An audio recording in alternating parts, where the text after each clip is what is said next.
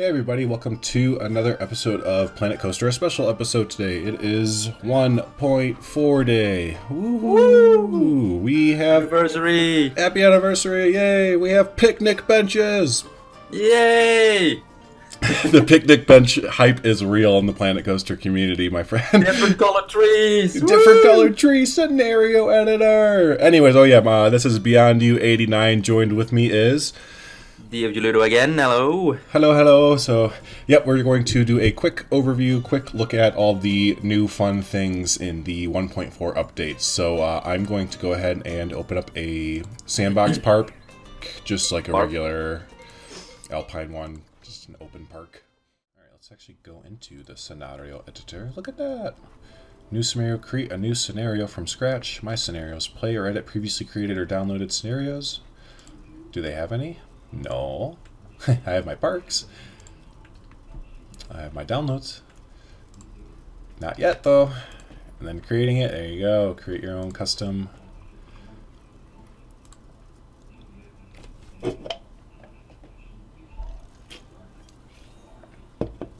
Scenario creation mode. Create a scenario for yourself or for other players to enjoy. Use the scenario creator mode around. Research them. And people are going to make some awesome stuff.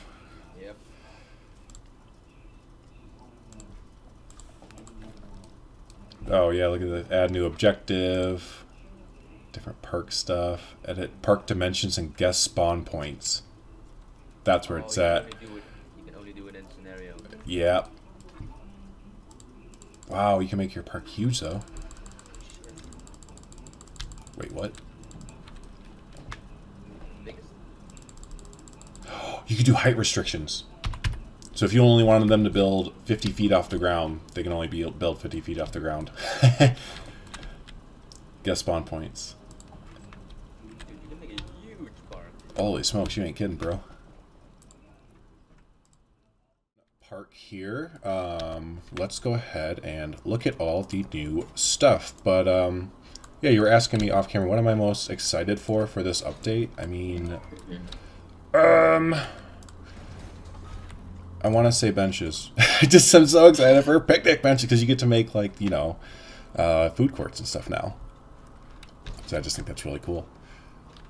That's a long station for a water coaster, but that is a pretty long station.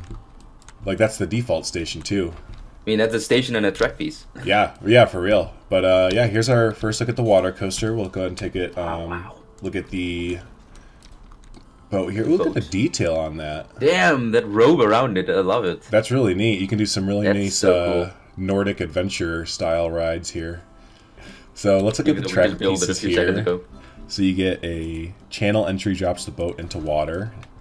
Yeah, see, that's where the iron thing comes in, I think. There's your water coaster part, and I'm sure I have all the terrain stuff, or, you know, collision detection turned off, so let me just flatten this area out. Yeah, look at that.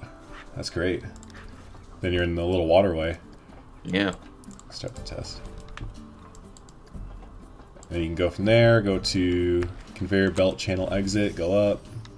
Conveyor belt chainless start. Yours was going pretty fast. Was it? I didn't even look, honestly. No? I was too excited. Going down that hill, yeah, I was going pretty fast. Yeah. You think it'd go a little bit slower in the water. Let's see. Let's see it go. Oh, yeah, it does. Yeah, it slows it down. That's nice, though. Look at it perusing around. Got a little tail behind it. You can make a really cool dark riding coaster. Oh, yeah. I Ride mean, of this. that's going to be a great coaster. And then this is probably the most excited coaster I was excited for, was the side friction coaster.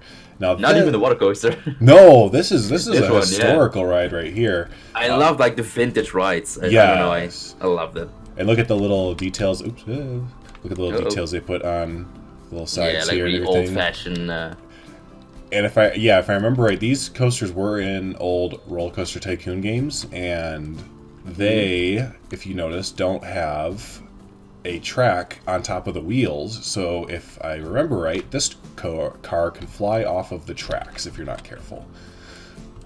So that's something interesting about this ride. So there's the side version. Yeah, that's fun. You can fly off the track. That's fun. Just have fun. You have fun. Welcome to my park. All right.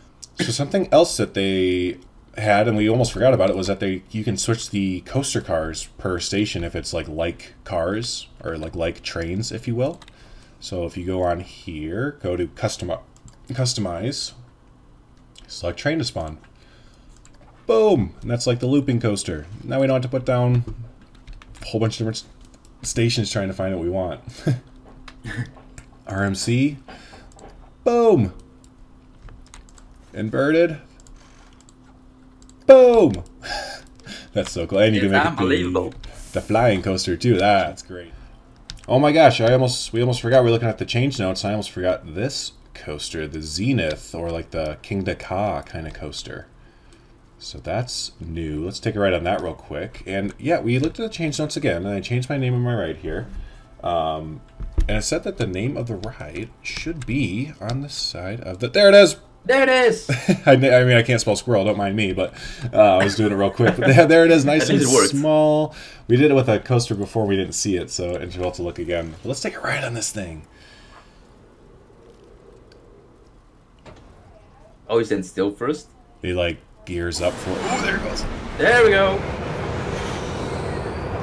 That's so cool. Nice. All these, yeah, these are all custom supports that they built specifically for this ride. So when you build it, you should be able to get all that. That's pretty neat. I didn't really feel the speed from it though that you feel in like King Ka or Top Thrill. It didn't seem like it went that fast. How fast did this thing go? I'm just curious for my own sake. So it went 130 miles an hour. Damn. Really? Let's see. I didn't feel like 130 miles an hour. I think that's pretty close to 130 miles an hour. For real, actually. And move on to the new flat rides. Ooh. So here are the two. What are they? The Weissenhorn with the big old cover on it. We'll go and give that a test here. So this is definitely a classic carnival ride for sure. I've seen these at many carnivals before. And then halfway through, the cover goes over top of it. I love that they added the cover. Yep, that's so realistic. I didn't see that in any other game. And then this is the same thing, except a little bit smaller footprint. It doesn't have that big roof on it. A lot of people in the community wanted that, so they listened. And I believe we had one more that I forgot to put down. I thought maybe that one. That one. Nope, that was it. Okay. So, anyways, yeah, those are the two new... Oh, look at the cover. Flat, yeah, so look at that. I bet you can change all the custom colors to it. Let's do that. How does it look inside it? Let's ride, yeah. Oh. That's fine. We'll go on this like I'm a child again. Right, we'll go on this until the cover comes up. Seriously, I remember going on this ride so much. Mm-hmm. Oh, there we go. Nice. Oh, and it even kind of like struggles to get over. Yeah, oh, that's so cool. You know, it's not like one fluid motion. Nope. Oh, that's awesome. That was great. Good job, Frontier. That's a good one. Okay, and now we will go ahead and show off the scenery items. And there are benches! Picnic benches. But there they are, and they are almost all recolorable. I mean, basically everything is recolorable. So, full customization.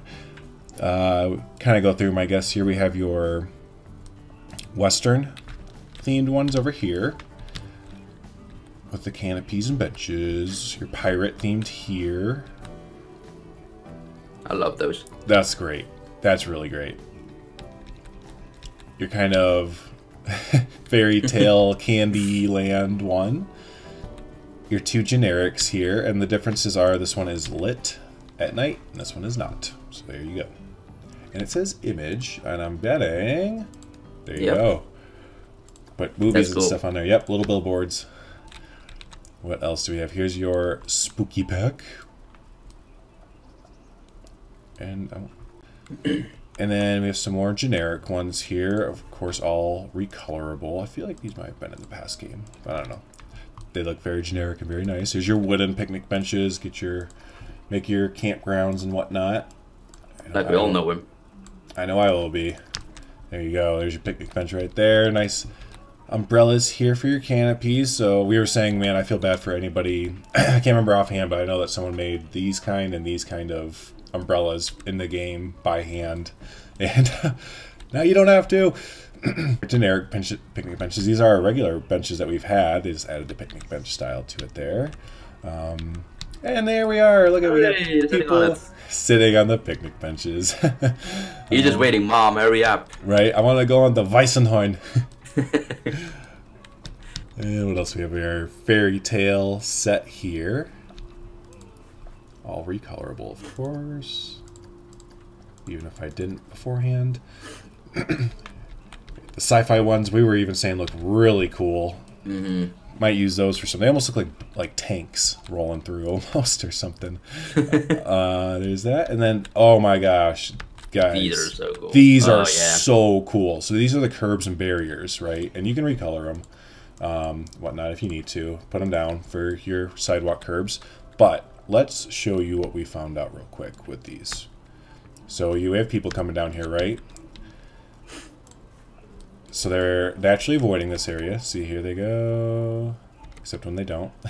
I think I found out that I think they go over the curb but not through the yes. So, and I think they kind of, the curb deters them from going a certain way, but if there's like no more path work for them to go on, they will have to like cut through it kind of thing.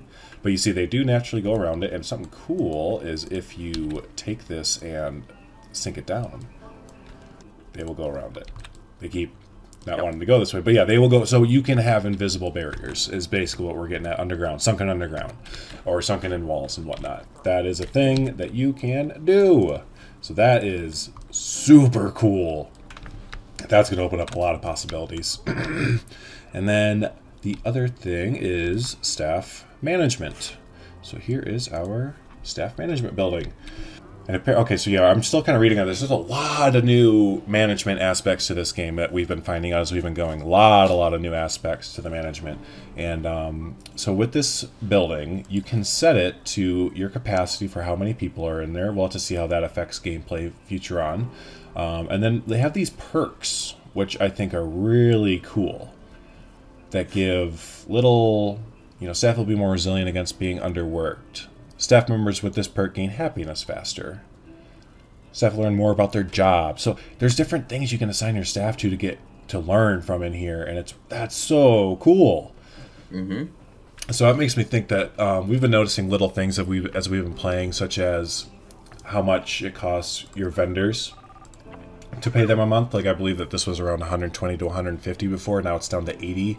Other things like that, they're paying their people less in the game. So I think they may have addressed some of the wacky balance issues as far as costs go. I hope they did, at least, to make it more realistic and whatnot. But here's your staff building, and there's your running costs for it. And then the other awesome thing is, here's your how far are they to their nearest staff building. So I'm sure they're going to have to be a certain radius within a staff building for your employees to be happy and to not get tired. And they just have a lot more breakdowns of things that we notice. There's a lot more quality of life improvements for the game that really are going to be less of a headache. And so for Bianca here, we have her work roster. She's currently working at Gulpy Energy, but because she can be a free shop or free roamer, I can just put her to my new work roster, and then she'll eventually start roaming around the work roster, which is literally these two, so she'll just stay there. So yeah, and some other things we noticed here is that already scheduled training. This staff member has already been scheduled to be trained and will do so the next time they rest in the staff building. So I think you don't have to hit training on them. Whenever they get tired, they will go train themselves, I guess. Which is a bit weird, but it is a bit weird because like I would like to train them now. You know what I mean? But I guess that makes sense. They have to like go to a staff room and get trained by someone. I guess that's the idea behind that. They can't just be at their job and get trained. So that adds a different, if you are needing to upgrade someone, like let's say this gets really busy at the beginning of the park and you're needing to upgrade someone, that's interesting because then you won't be able to just, do that. And what I'm trying to find here, if there is a, send to staff room thing, but so yeah, there you go. That is part of the new staff training there. Oopsie. And then with these some more scenery here, we have trees. Tree hype is real. they're basically the same trees that we've had, just some of them are now turned to fall colors. Yeah. So there is that. Also with staff, in the here you can. There's a new tab for staff building, and you can change all of your stuff from here. How many staff are resting, how much it's costing you, open it. Perk, that's cool.